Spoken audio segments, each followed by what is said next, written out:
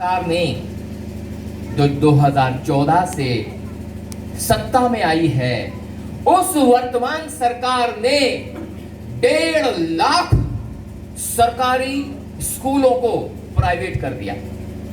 रातों रात सरकारी स्कूल लाला की बपोती बन गए। रातों रात सरकारी स्कूलों में जहां 10 रुपए, 20 रुपए, 50 रुपए, 100 रुपए की, 200 रुपए की, 250 रुपए की फीस होती थी, वो फीस रातों रात बढ़कर के 1500 रुपए, 1000 रुपए, 2000 रुपए, 2500 रुपए, 3000 और उससे भी ज्यादा फीस हो गई। बोलो हाँ या ना। अब जब 2500 रुपए हमारे नर्सरी क्लास के बच्चे की फीस है, पहली क्लास के बच्चे की फीस है, तो वो मेरे समाज का भाई जो कमाता ही 6000 रुपए महीना है, वो अपने बच्चों को कैसे पढ़ाएगा? वो समाज का भाई जो केवल 8000 रुपए 8000 रुपए कमाता है, वो कहां से बच्चों को पढ़ाएगा? तो ये रणनीति है, ना आपके बच्चे पढ़ेंगे और ना सरकारी महकमों में वो पहुंचेंगे। रणनीति के तहत आरक्षण खत्म और आपको ऊंचाई तक क्योंकि शिक्षा नहीं मिलेगी तो बच्चे का दिमाग डेवलप नहीं होगा, दिमाग डेवलप नहीं होगा तो कंपटीशन में बैठेगा तो पास नहीं होगा, पास वो होगा जिसके पास दिमाग होगा, और वो पास होगा जो अंग्रेजी माध्यम के स्कूल में 5000 रुपए महीना देके पढ़ रहा है और बनिया मामन ठाकुर पे तो पैसा है। उन्हीं के बच्चे वहां पहुंचेंगे, उन्हीं के बच्चे ऊंचाइयां छुएंगे, आपके बच्चों को रोजगार के अवसर भी प्राप्त नहीं होंगे। दूसरा आयाम देखिए, ये तो शिक्षा हमारे घर परिवार में जाकर के क्या असर दिया। दूसरा आयाम समझे, 1.5 लाख स्कूलों को प्राइवेट किया गया। अगर एक स्कूल में, ध्यान से सुनना, अगर एक स्कूल में 4 मास्टर काम करते हो, इतने तो होते होंगे ना 4 मास्टर कम से कम, तो 1.5 लाख स्कूलों में कितने मास्टर हो गए? 6 लाख मास्टर। बोलो हाँ या ना। 6 लाख मास्टर हो गए। 6 लाख मास्टर रातों रात लाला के नौकर बन गए और 6 लाख नौकरियां जो सरकारी थी भविष्य में आपके और मेरे बच्चों को मिलेंगी भी नहीं, क्योंकि वो प्राइवेट या निजीकरण में कर दी गई है। 6 लाख नौकरियां। और सुनो, ये केवल आपका ही नुकसान नहीं है, ये नुकसान उनका भी है, क्योंकि 6 लाख नौकरियों में आपका एससी और एसटी का आरक्षण तो लगभग 21.5% है ना। 6 लाख में तो 21.5% नौकरियां तो आपकी समाप्त हुई। 27% नौकरियां समाप्त हुई ओबीसी वालों की और बाकी समाप्त हुई सामान्य कैटेगरी वालों की। ये नुकसान तो सभी का है, लेकिन वर्तमान सरकार ने इस नुकसान को इस तरह से प्रस्तुत किया है कि वो जो 27% वाले हैं और जो 50% वाले सामान्य वाले लोग हैं, उन्हें ये सब इस आधार पर मंजूर है कि हिंदुओं का शासन आ रहा है। लोगों में जातिगत आधार पर बिखराव किया गया, धर्म के आधार पर बिखराव किया गया और लोगों में एक दूसरे के प्रति ईर्ष्या, द्वेष की भावना पैदा की जा रही है, जिसकी वजह से आपका टूटता हुआ घर मुझे अच्छा लग रहा है और मेरी बर्बादी आपकी खुशी का कारण बन रही है। इस कदर इस देश में व्याप्त हो चुका है जातिवाद और धर्मांधता।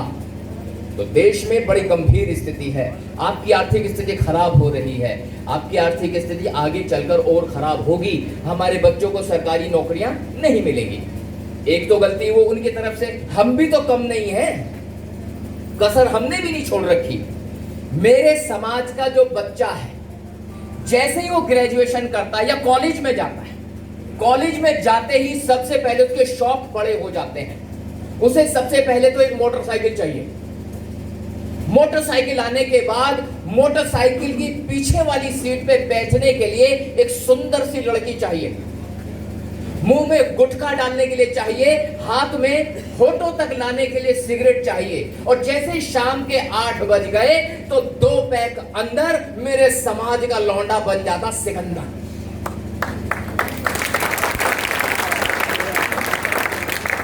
दो पैक अंदर जाते ही उसके ग्रह और नक्षत्र सारे बदल जाते हैं, उसके पर राहु और केतु का वास हो जाता है। शनिचर उसके सर पे चढ़ के बोलने लगता है और भाषा बदल जाती है। हमारे जो युवा हैं, खासतौर पर लड़कों की बात कर रहा हूं, उनका बोलने का ढंग ही बदतमीजी वाला। ए मम्मी, मम्मी, ओ मम्मी बोल भी ना रही है।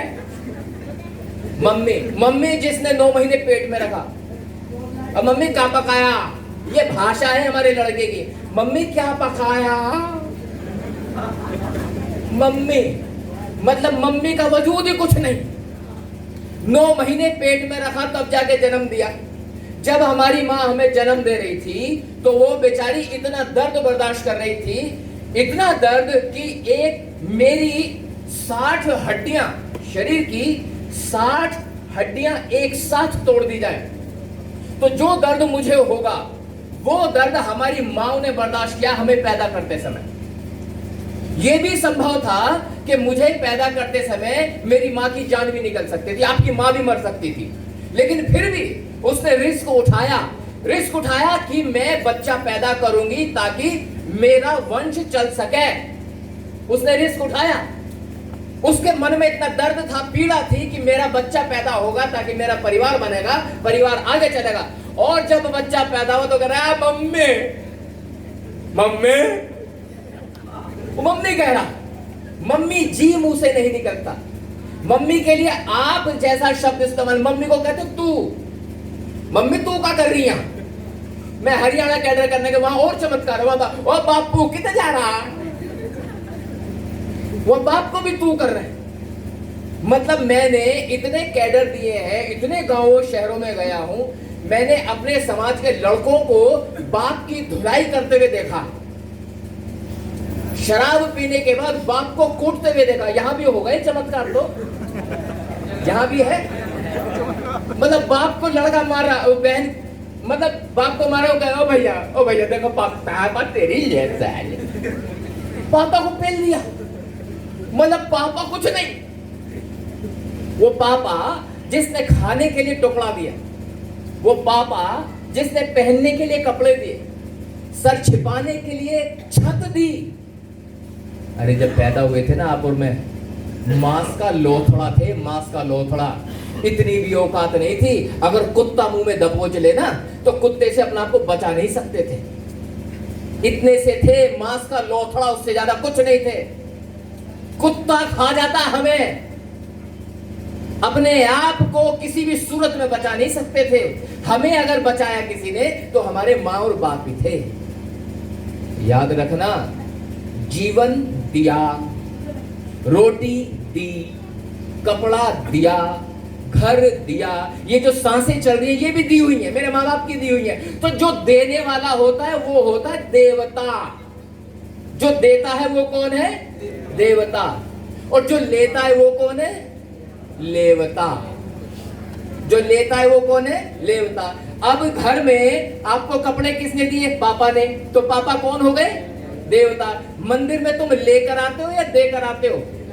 तो मंदिर में रखी मूर्ति ले रही है या दे रही है? आवाज नहीं आ रही? आवाज नहीं आ रही? ले रही है। तो लेने वालों को क्या कहते हैं? देवता।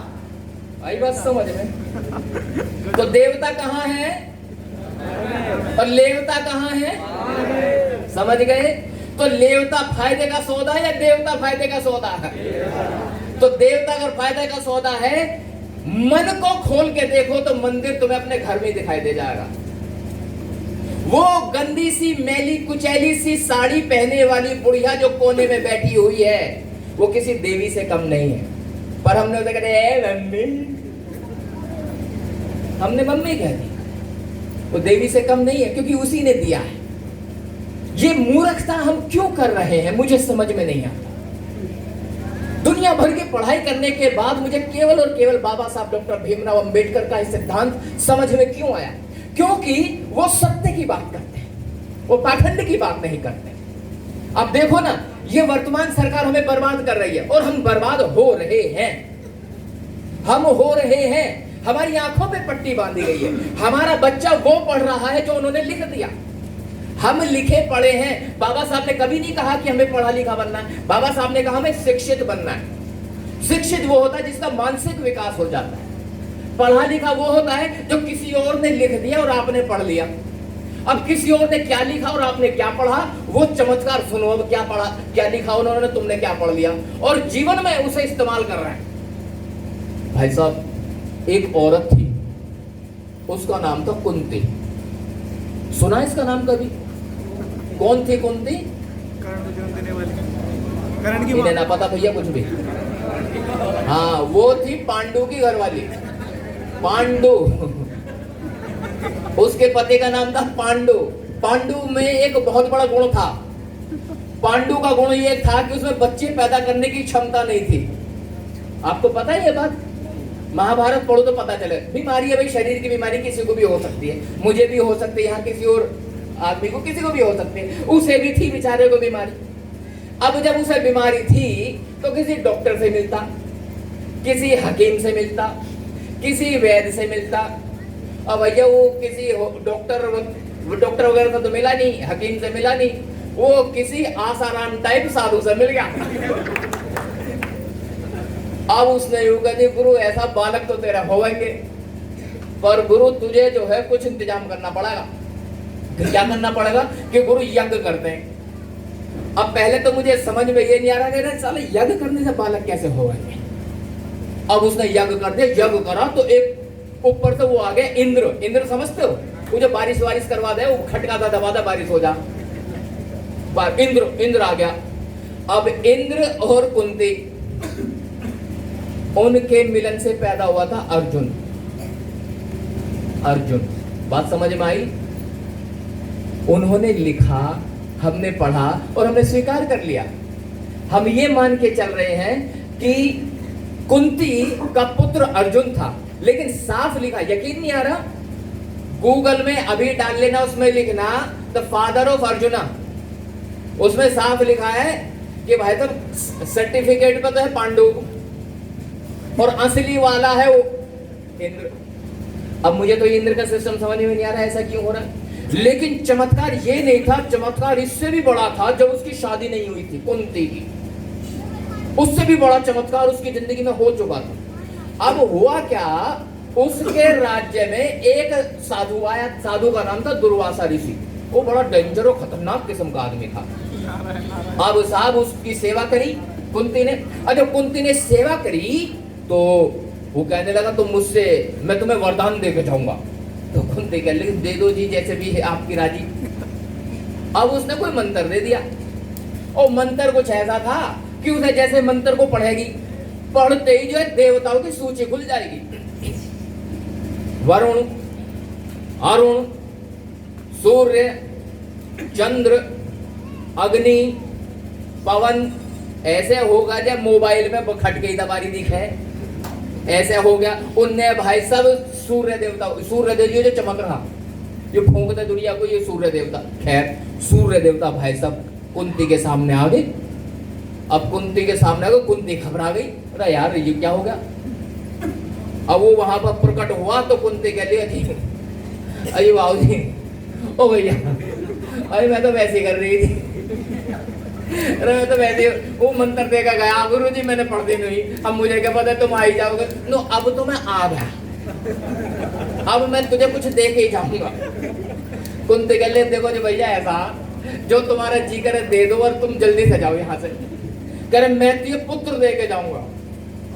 जैसे ही कुंती को कहा पुत्र देगा, क्योंकि कुंती की शादी नहीं होती, ये सुनते ही कुंती को पुत्र देगा। कुंती, ओ भैया, ओ बाबूजी, अरे मेरे तो ब्याह भी ना हुआ तो लुगारा लौंडा देगा क्या? वो कैसे करेगा भाई? कुंती के चिमटे टेढ़े हो गए, कुत्ते फेल हो गए, सारी स्प्रिंग कुंती की खींच गई। और वो कहने नहीं भाई तुम्हें तो मैं बेटा तो दे के जाऊंगा। कुंती ने कहा देखो भैया ऐसा, मेरे तो पापा भी नाराज हो जाएंगे। तो कहते करेंगे, कहते कि इंतजाम मैं सब कर दूंगा, पर बेटा तुझे जरूर दूंगा। अब उसने भाई सब ना जाने क्या सिस्टम लगाया, उसके कान में से ये यहां से बच्चा निकल ही आया। वो साला रेडीमेड बालक, वो रेडीमेड, उसने कवच भी पहन रखा, उसने निक्कर बनियान स्वागत के पहन रखे, वो कुंडल पहन के कान में से निकला।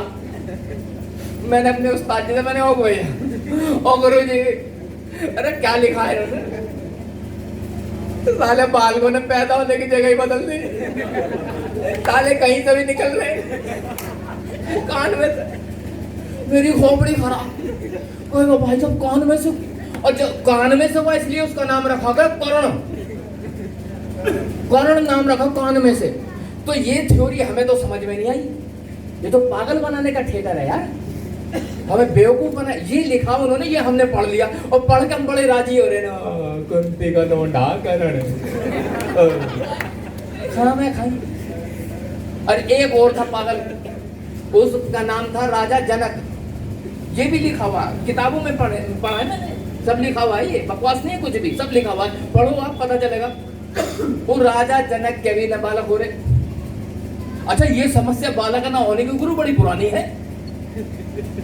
अब साहब वो राजा के नहीं हो रहे बालक, तो फिर वो किसी हनीप्रीत के पापा टाइप के पास चले गए। अब उसने भी नई कहानी बता दी। अब उसने ये बता दी, भाई साहब ऐसा है, बालक तो होंगे, पर अगर राजा रानी मिलके हल चला दे तो बालक हो जाएंगे। पहले तो मेरा दिमाग यही खराब हो गया, मैंने कहा हल चलाने से बालक कैसे होंगे भाई, दिमाग खराब हुआ। पर फिर भी मैंने आगे पढ़ी कहानी, तो राजा जनक और उसकी घरवाली दोनों मिलके हल चला रहे। हल चलाते चलाते भाई साहब एक जगह हल अटक गया। अब जब हल अटक गया तो और जोर लगाया, वो हल खिसके ही कोनी, हिली नहीं ना।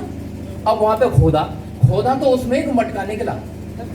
अब मटके को खींच के बाहर निकाला, मटके में से फुटर की आवाज आ रही, जैसे इसमें कुछ दिखे है भाई। उन्होंने कहा तोड़ो साले को, देखो इसमें क्या। और उसे तोड़ा तो उसमें एक बच्चा निकला। बच्चे को ध्यान से देखा तो वो लड़की निकली। अब उस लड़की का नाम रख दिया सीता। ये थी कहानी। दिमाग मेरा क्या चला, मैंने कहा यार भले बालक खुदाई में भी निकले, बालक ना हो गए शकरकंदी होगी, बालक ना हो गए दाले आलू हो गए, खुदाई में निकल ले। हड़प्पा की संस्कृति होगी, मोहनजोदड़ो की संस्कृति होगी, बालक भी खुदाई में निकल ले। मैंने कहा इन्होंने तो निषेचन प्रक्रिया खत्म कर दी, सब खत्म। सोचो इन लोगों ने कितना पागल बनाया हमारा, और हम लोगों ने इसे स्वीकार कर लिया। इतनी मूर्खता, इतना पागलपन, इतना पाखंड हमें तो समझ में नहीं। लेकिन ये सारे के सारे स्वीकार करे बैठे हैं। ओ सीता मैया। एक बात बताओ, मेरी घरवाली का नाम है सरिता बौद्ध, और मेरी शादी को लगभग 10 साल हो गए। अगर मेरा फोटो मेरी घरवाली के साथ है तो ठीक है नहीं है, शादीशुदा है, 2 बच्चे हैं मेरे, अपना जीवन चल रहा है, परिवार चल रहा है। लेकिन अगर आपको मेरी घरवाली के अलावा मेरा फोटो किसी और औरत के साथ दिखाई दे और खूब दिखाई दे, तो बताओ आपकी राय मेरे चरित्र के बारे में क्या हो जाएगी? चरित्रहीन हो गया है ना। मतलब कितनी जल्दी कह देंगे चरित्रहीन है वो, एकदम जल्दी लगा दी। और जिसका चरित्र वास्तव में हीनता से भरा हुआ है उसके नाम का तो तुम व्रत रखो, रात को 12 बजे खोलो।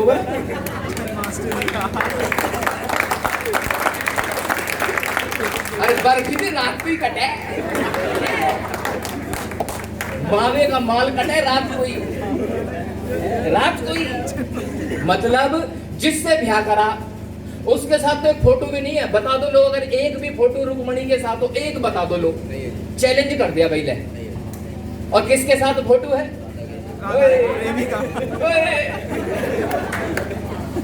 मतलब सारे समाज को सेटिंग सिखा दी। तो यूं बढ़िया काम हो गया भाई, इस आदमी ने तो जान ले ली भाई। हमारा सारा समाज पागल कर दिया, सारा समाज एकदम जैसे अंग्रेजी आगे दिखाए, बिल्कुल अंग्रेजी इंजेक्शन लग गया भाई साहब। हाल बड़े खराब है। जब इस व्यक्ति का जन्म हो रहा था तो ऐसा बताया कि उसका नाम था, राजा का नाम था कंस। अब भाई साहब जो कंस था वो अपनी बहन देवकी की शादी वसुदेव के साथ करके उसे छोड़ने जा रहा थोड़ी दूर तक, जैसे डोली के साथ चले जा। और वो थोड़ी दूर ही चला और एकदम बादल गरज गए। अब बादल में से जन कौन से लाउड स्पीकर लग रहे, जन तुर्री लग रही उसमें, वहां से आवाज आई, अरे कंस, ओ कंस, रे जिसे तू छोड़ने जा रहे हो ना, सुधरे या का 8वां बालक तेरा ही वध करेगा। और उसे टेंशन होगी कि गुरु इसका 8वां बालक मुझे मार देगा, तो वो भाई साहब उसे मारने को दौड़ पड़ा। और वो जान लेने लगा उसकी देवकी की, वासुदेव आना ना करम जन्म में साला ब्याह हुआ, उसे भी मार रहा, बड़ी मुश्किल से ब्याह हुआ। ओ भैया राजा, और मेरी बहू छोड़ दे यार, बड़ी मुश्किल से ब्याह हुआ। तो देख ऐसा जो भी बालक होएगा ना, बारी बारी हम तेरे को देते रहेंगे, तो मारता रहिए। तो कंस के समझ में आ गई भाई साहब, तो ठीक करा भाई, ठीक करा, हम मार देंगे। अब वो देखो कितना दिमागदार था वो कंस, या वो कहानी लिखने वाला जी कितना अक्लमंद था। उसने क्या करा, दोनों को लेकर के जेल में बंद करके एक साथ, भाई बात समझ में कुछ, दुनिया की किसी जेल में महिला और पुरुष को एक साथ बंद करा जाता होगा कहीं? उस पागल को ये समझ में नहीं आई कि एक जेल में तो रख देवकी को, दूसरे में रख इसे साले वासुदेव को, अब बालक पैदा हो कैसा हो। और उनने तो दोनों को एक साथ रख दे गुरु। हर साल वहां तो सिस्टम शुरू हो गया, वहां तो खेती बाड़ी चलने लगी, अपने जो है पौध आने लगी एक साथ। तुम सोच के देखो, जेलों में यकीन नहीं आ रहा तो दुनिया के किसी जेल में चले जाओ, क्या पुरुष और महिला को एक साथ जेल में रख सकते? अजी अस्पताल में ना रखते, जेल की तो बात छोड़ दो, वहां एक साथ रखा गया।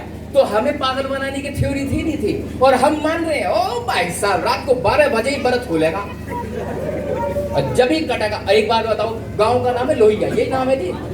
मैं आ गया लोहिया में आज। एक बात बताओ, लोहिया गांव में आया सतीश बौद्ध, और यहाँ की जो मेरी बहन बेटी हैं वो नहा रही हूँ, और उन्हें नहाते इनको मैं देखने लगूं और उनके कपड़े उठा के भाग जाऊं और सीटी बजा बजा के परेशान करूं, तो बताओ तुम मेरा हाल क्या करोगे? खुल के कह दो भैया, जो भी करते हो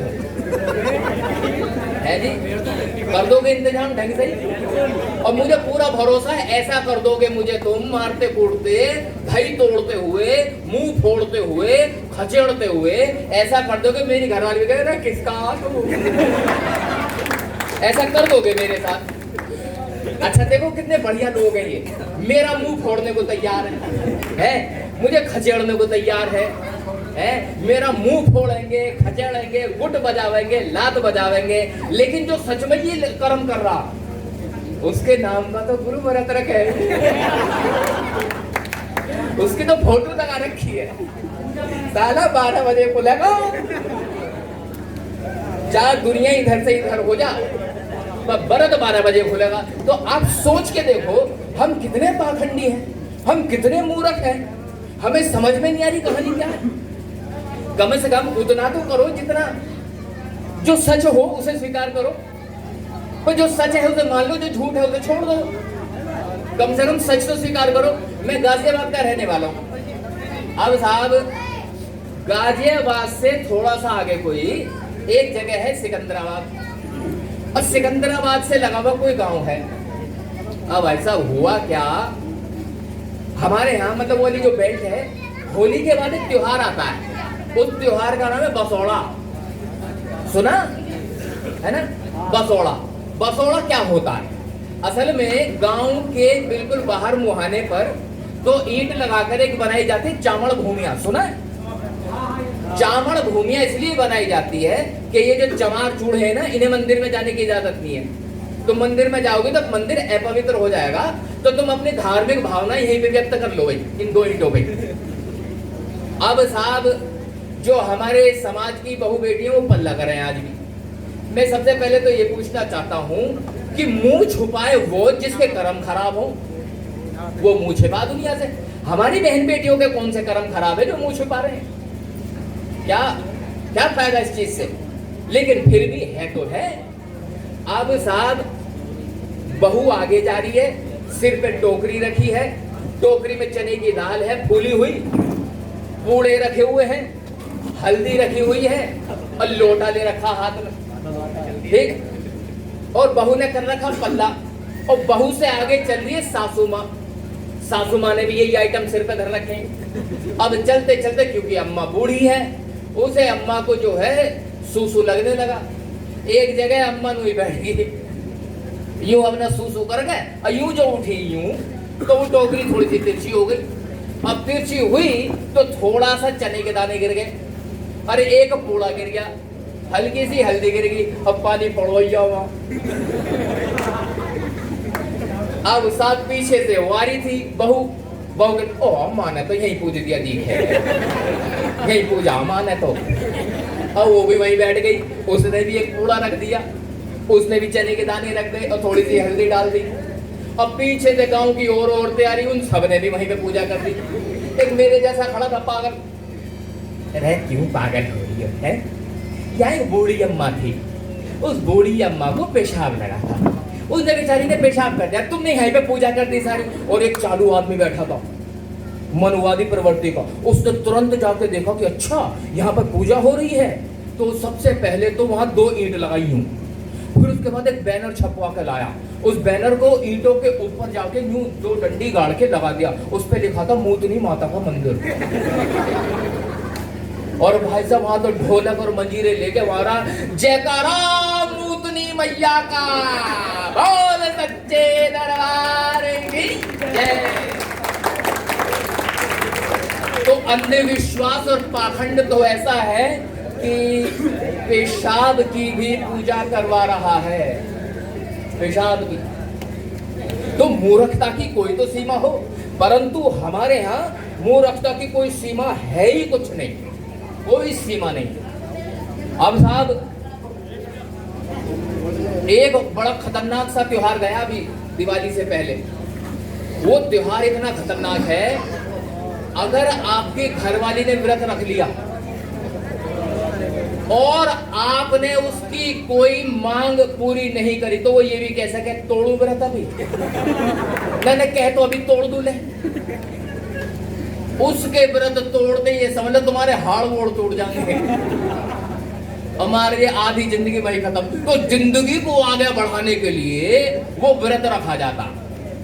अच्छा मेरे घर असल में मैं जन्म से बुद्धिस्ट नहीं था, मैं हिंदू ही था। चमार, चमार समझ लो, हाँ मैं चमार था। अब साहब चमार पैदा हुआ तो मैंने देखा अपनी माँ को भी जो है ये वाला व्रत करते हुए। मेरी चाल ओ सज के भाई साहब ऐसे दुनिया भर की लिपस्टिक क्रीम पाउडर लगा के ऐसे सज धज के, अब भूखे पेट हाथ पर नो रहे और आके वो तो भैया पहले पूजा कर रहे हैं, फिर जो कहानी पढ़ रहे हैं, ऐसी बात हो रही है। तो कहानी में सुन रहा था वहां लेटा हुआ, कहानी बड़ी खतरनाक थी।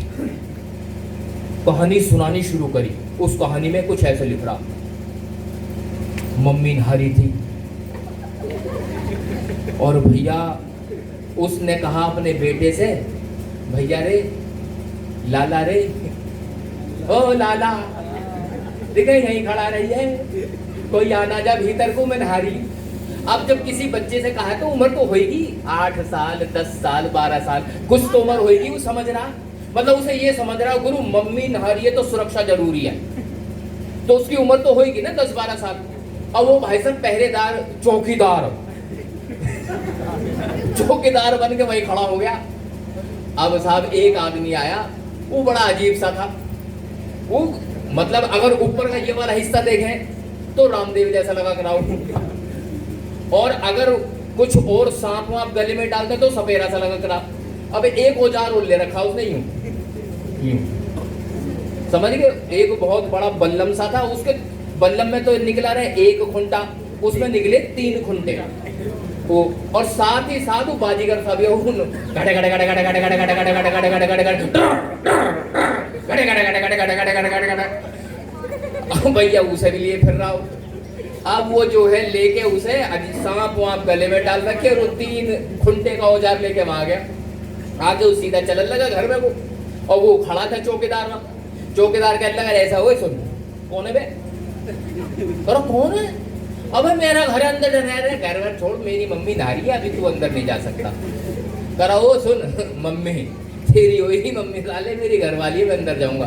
पर तेरी घरवाली वैसे ही वैसी तेरी घरवाली है। मेरी मां नहा रही है भाई तू मान जा चला जा। वो जब नहा के निकलेगी उसके बाद बात कर ली जो भी बात है कर ली जो। उसे तो वो तो उतावला हो रहा ऐसा लग रहा है जब गोली खा के अभी आया हो। वो कपड़े से बाहर निकल रहा आप से बाहर हो रहा हो तो भाई साहब वो इतनी टेंशन में था उसे ये नहीं सूझा कि बेचारा बालक है। उसने लेके वो 3 घंटे का औजार वो बालक की बुद्धि पे बेल दिया और जैसे बच्चे की बुद्धि पे औजार लगा गद्दी कट के जमीन पे गिर गई। मुझे तुरंत एकदम याद आया दफा 302 बाबा साहब का संविधान उस समय होता तो सीधी फांसी की सजा मौत की सजा। अरे हत्या कर दिया कत्ल कर दिया। और देखो कितना निर्दयी पापी कातिल क्या करा उसने बच्चों को गर्दन काट दी। चल बच्चे से नाराज था रैपट मार देता लप्पड़ मार देता गुट बजा देता बार तेरे जमीन में पटक के मार देता है।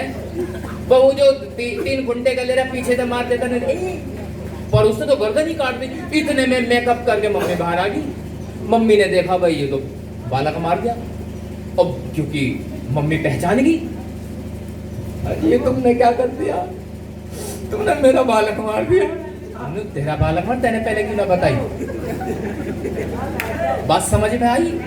मतलब 12 साल का बच्चा यूं कह रहा वो अंदर वाली जो औरत है वो मेरी माँ है और ये जो रामदेवी की शक्ल का आदमी वो यूं कह रहा है कि वो मेरी पत्नी है। और 12 साल का बच्चा और रामदेवी की शक्ल का आदमी एक दूसरे को पहचानते हैं। समझ में आ रही कहानी। ये था थिएटर। अब मम्मी को टेंशन होगी। मम्मी ने कहा नहीं ऐसा है जी तो मेरे बालक को ला कर दो बालक को ठीक करो। न और आ जाएंगे बालक तू चिंता क्यों कर रही है। ना यूं ही चाहिए यूं ही वाला चाहिए जो अभी अभी निपटाया तुमने। अब इसे कैसे करे भाई। अब उसने लगाया होगा कोई दिमाग। वो 3 घंटे का औजार लेके वो जंगल में चल पड़ा। मम्मी सोचने लगे बड़ा पागल आदमी बालक यहाँ पड़ा ये जंगल में जा रहा है क्या चाह रहा। और वो जंगल में भटकता रहा। भटकते भटकते उसने देखा एक हाथी का बच्चा सो रहा था। अब उसके पास उसकी मम्मी भी सो रही हथनी। अब हथनी जो थी हाथी के बच्चे की तरफ पीठ करके सो रही थी। तो नगरू मौका है मौका मम्मी ने मुंह उधर को कर रखा। उसने फिर वो 3 घंटे को जानने का अब क्या जो है उसने वो हाथी के बालक को पेल दिया। अब उसकी गर्दन काट दी। अब मुझे फिर याद आ गया मैंने कहा गुरु काले हिरन के चक्कर में सलमान खान अब तक कोर्ट के चक्कर काट रहा। अगर बाबा साहब का संविधान होता साले की बेल भी नहीं होती। चक्कर ही काटता रहता चक्कर ही काटता। पर उसका तो मार दिया भाई। एक बालक वहां मार दिया दूसरा बालक यहाँ मार दिया। अब उस बालक की गर्दन को यूं ले ली। हेलमेट देखा तो हेलमेट लेके सोचो दिमाग में तस्वीर बनेगी। हाथी के बच्चे की गर्दन है सूंड इतनी लटक रही है और खून